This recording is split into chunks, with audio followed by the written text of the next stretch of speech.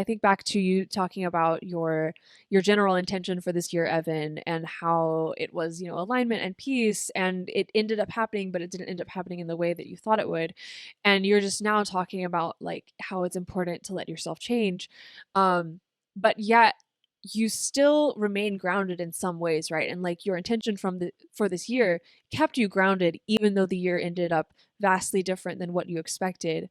How do we allow ourselves that space to let ourselves change, but still, remain grounded and remain like the stick to our values, I guess, Mhm. while also remaining open-minded enough to evolve?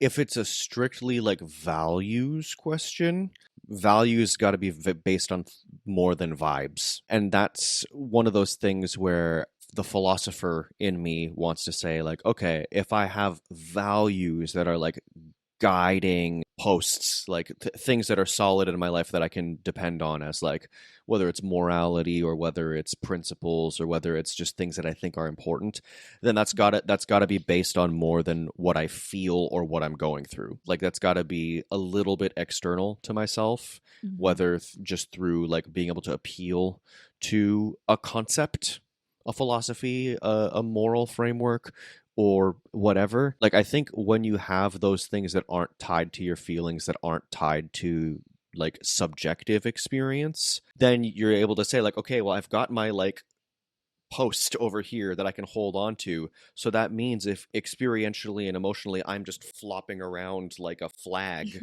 in the wind over here, okay, but I'm tied to a pole.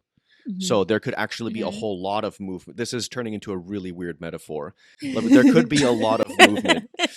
You know what I mean? Like, a flag, it could be literally flapping around and going up and down and all over the place. But Yeah. if it's anchored Yeah. to something, then okay, then there's your reference point, right?